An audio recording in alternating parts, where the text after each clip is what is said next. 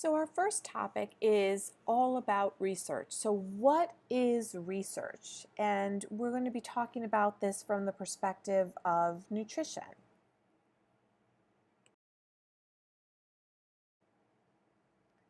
Each slide set will include a to-do list, and this will just review some information about what you'll need to do for this session. So for example, review the syllabus and listen to the course introduction, which you've probably already done already. You're going to be reviewing this PowerPoint slides and audio lecture. And then of course, a note that you need to post to discussion board a little introduction about yourself. Each slide set will also include learning objectives. I won't read these. I'm fairly confident you can read these on your own, but if you do have questions about the learning objectives, please don't hesitate to let me know.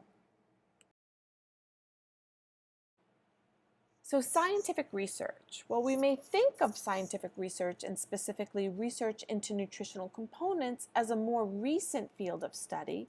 Scholars have actually been interested in how food is used in our body for hundreds of years. However, in the 1700s, we began to see what many term as the chemical revolution, when scientists really began to confirm the presence of nitrogen compounds in animal matter.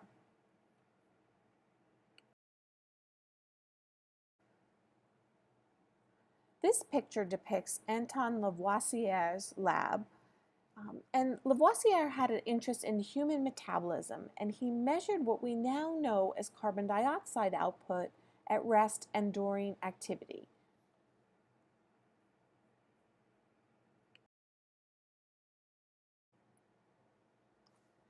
In the mid-1700s, James Lind, a British naval surgeon, began his study of scurvy. He took a group of 12 sailors with the same severity of disease, and he divided them into pairs. Each pair was given the same treatment. Those that received the citric fruit in the form of lemons and oranges recovered quickly, approximately 6 days, and those receiving other treatments such as vinegar showed no improvement. While it had been known for hundreds of years that citric fruit could cure scurvy, it was erroneously thought to be the acidic nature of the fruit that provided the cure, and ship's doctors were given vinegar or diluted sulfuric acid to cure scurvy.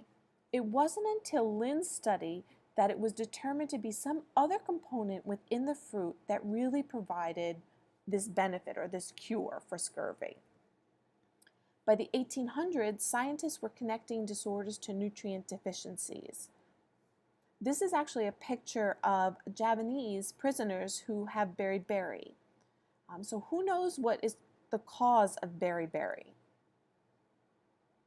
If you said a thiamine deficiency, you're correct.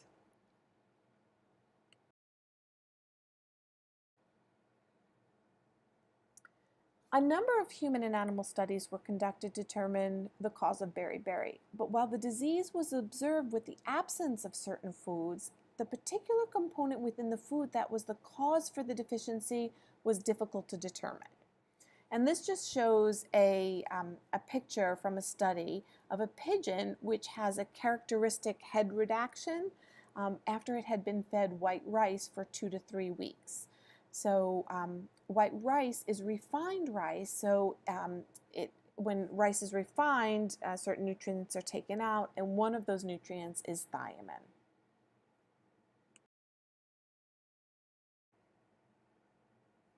Walter Cheadley observed that children not being breastfed but who were receiving an inadequate substitute often had rickets. Many of these early investigations were really an understanding that there was a problem when there was a deficiency, but not yet an understanding of what the true cause was.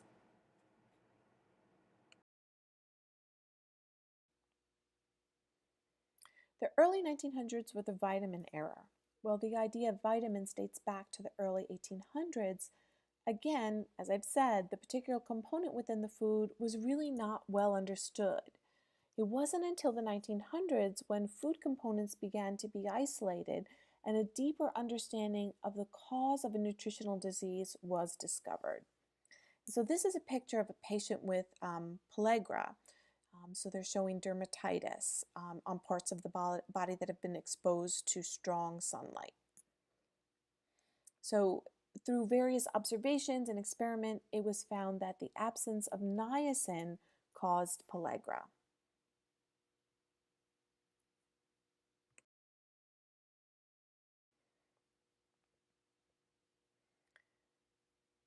In the 1900s, studies involving pregnant rats showed that those deficient in folic acid had malformed embryos and delivered babies with central nervous system issues. This was in comparison to pregnant rats not deficient in folic acid who had healthy babies. So this was an animal study, and then from that animal study we moved to a human study. And a human study was set up where women were given a multivitamin with folic acid prior to conception, and the results were shown to reduce the incidence of birth defects compared to women who didn't take a multivitamin. So this study was done, I believe, in the 1950s. During the mid-1900s, an understanding that more isn't always better was also being developed. You may be familiar with this name, Ancel Keys. He's the father of the Mediterranean diet, and he helped to conduct the 7 countries diet studies.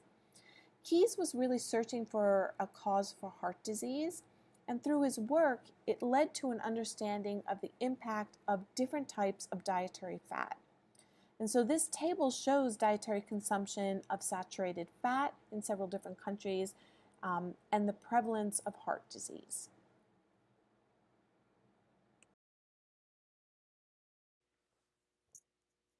So why did I go through all of these examples? Well, because much of what we know and continue to learn about the field of nutrition and dietetics is through research. We need research to gain a better understanding. But research is not static. It is always changing. And sometimes this presents a problem for us within the field of nutrition and dietetics.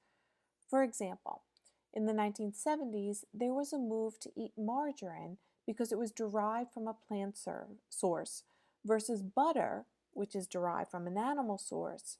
And the thinking behind this was that plant sources aren't a source of cholesterol, right? They're not going to increase our cholesterol level.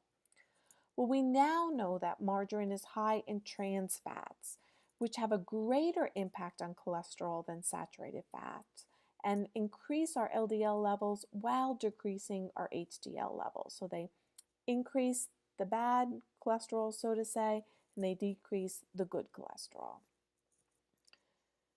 Eggs are another example of changes we see in dietary recommendations. We know now that the cholesterol in eggs, or what we would call the dietary cholesterol, has less of an impact on our serum cholesterol levels than, say, saturated fats. But for decades, we've been telling people, don't eat eggs, it's going to increase your cholesterol. So what are some of the examples that you can think of that present a problem for us regarding research?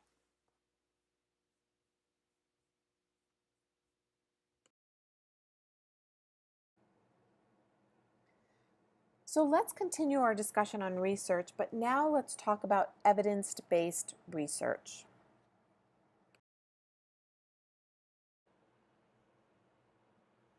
As future researchers and nutrition professionals, we need to rely on evidence-based research. We're going to talk more about this topic in future presentations, but evidence-based research is a systematic process of collecting previous research and then conducting our research in a way that builds upon this prior knowledge. This type of research, or following this process, helps eliminate the duplication of studies and helps assure that information is based on the most sound scientific knowledge. Click on the icon on the top right of the page to listen to a podcast about research. I've also posted a link to the podcast in this week's folder.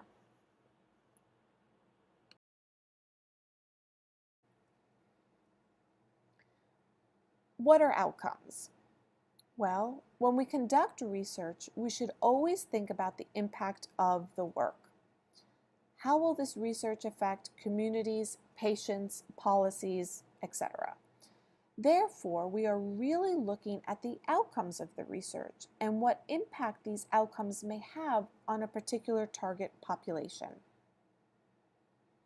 When we design our research questions, we need to anticipate the outcomes, and we need to look for these outcomes to be part of the research question. This is an example. A food safety intervention may look to increase a participant's knowledge and practices regarding food safety. The outcomes are increasing food safety knowledge and increasing safe food handling practices.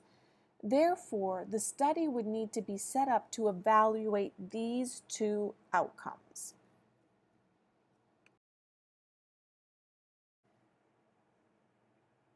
Outcomes can be measured in many ways. Surveys and questionnaires can help to measure outcomes, and the question I had on the previous slide about the food safety research, we could use a survey to help measure, a survey or questionnaire to help measure an increase in food safety knowledge. Other measures may include direct measurements such as anthropometrics or lab results. And even observation can be used as a way to measure outcomes. And again, if we think about the question from the previous slide, the food safety research question, in order to measure food safety practices, we may actually observe someone in a kitchen, and then a trained researcher would note if that person was following safe food practices. So what other examples can you think of to measure outcomes? Do you have any in mind for your research?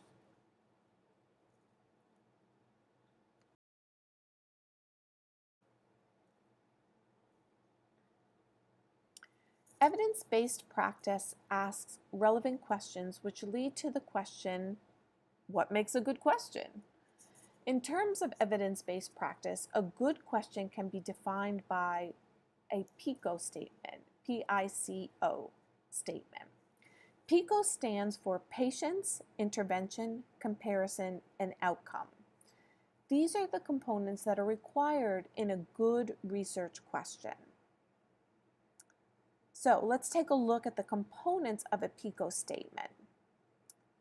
For the patients component, it really asks who is or who are your target populations.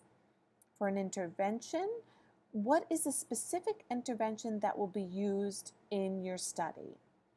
For the comparison component, what comparisons will be used? Will there be a control group? And for the outcome, what is the outcome that will be studied?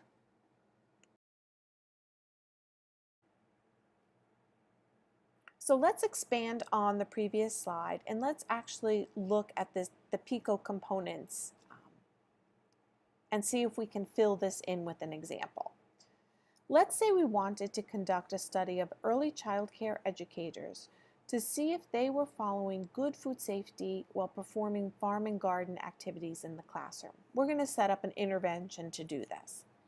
So our patients are the early child care educators who currently use farm and garden activities in their classroom. That's going to be our target population. For our intervention or the program that we're going to be setting up, let's set up an online food safety program that focuses on increasing knowledge, changing attitudes, and improving practices related to food safety in farm and garden activities. So that's what the program or the intervention is going to be set up to do. For our comparison, what comparison are we going to be using, or are we going to have a control group? Well, maybe we're not going to have a control group, but for comparison, we'll use pre and post test results. So we'll compare the participants' pre and post test results to see if there's a change in knowledge, attitudes, or intention to change practices. So what are the outcomes that are going to be studied?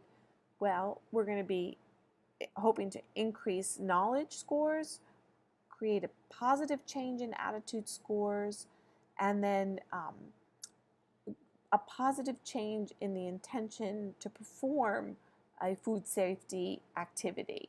And we're going to measure this again by this pre and post test survey.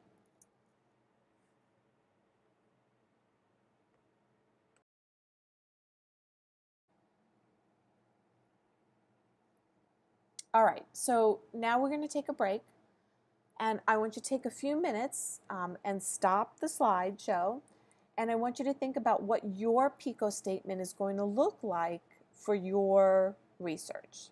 So take a few minutes to write down a draft of your PICO statement.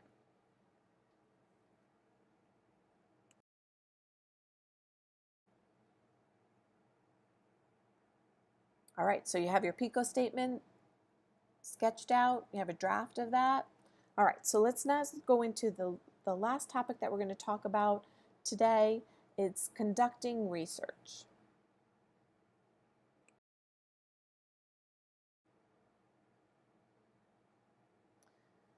Well, there are many sources of knowledge. We have traditional knowledge, which is considered inherited knowledge, what we know. We have authority knowledge. This is information that we gather from authorities. We have experience, trial and error. Food preferences or touching a hot pot. It's a trial and error. Reasoning. This is our logical thought process of answering questions and acquiring knowledge. And we have the scientific method, which is a systematic process and controlled process of analysis.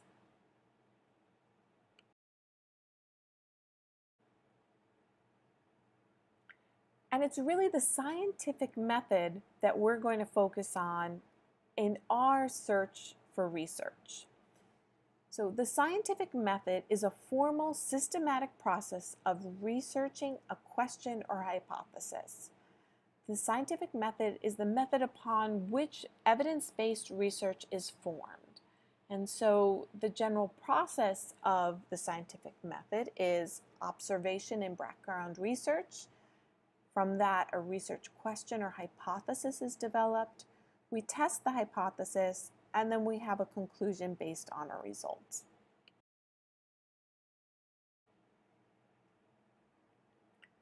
There are many different types of research, so we could define research as qualitative versus quantitative. So our qualitative research is outcomes are presented in narrative form, and our quantitative research, typically outcomes are presented or represented more in numerical data. We could have non-experimental or observational versus experimental studies, and here non-experimental would really be general observational research, and we're going to talk more specifically about that in a few PowerPoints from now. And also experimental research, here we typically are manipulating one of the variables in the form of an experiment or an intervention.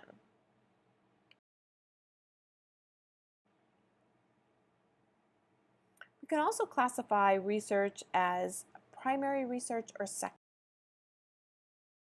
research. So primary research is data collected from original sources or original research. Can be almost any type of research, so it can be qualitative, quantitative, observational, experimental. Really, it runs the gamut here. Some of the advantages of primary research is that as the researcher, you are collecting the information as you need it to be collected. Some disadvantages are that it can be time-consuming and it can be costly.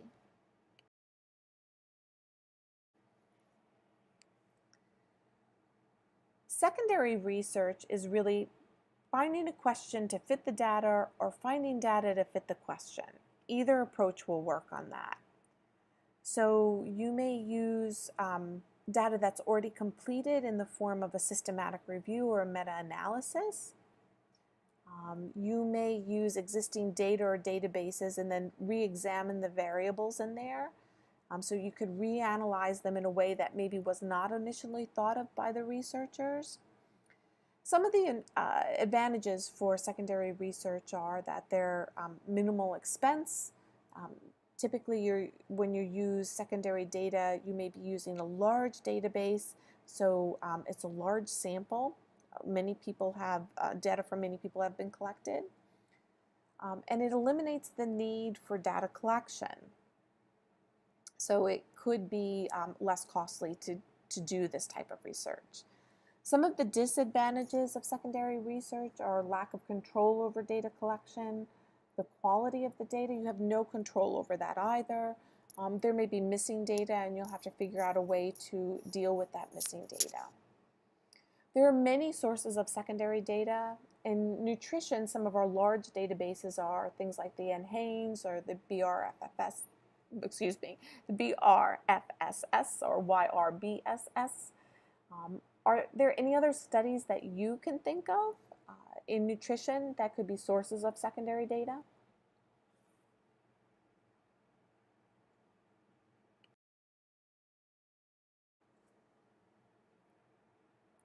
The research process is a systematic process that follows a formula.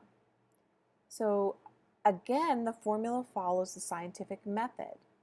So step 1 is to develop your research question. Step 2 is to do your background research.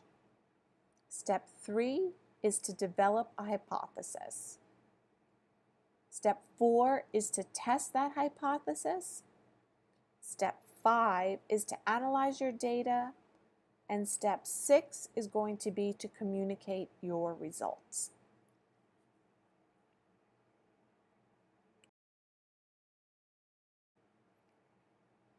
This is just a visual depiction of the research process, just exactly what I said on the other slide. Lots of people like to see things in different ways. So this is the process that you are going to be following in conducting your research. So this is the conclusion of the PowerPoint. If you have any questions, be sure to reach out to me, and don't forget to post your responses to the discussion questions. Be sure to read the chapters and complete any assignments and activities due this week. If you have any questions about anything, be sure to contact me sooner rather than later. Thanks so much.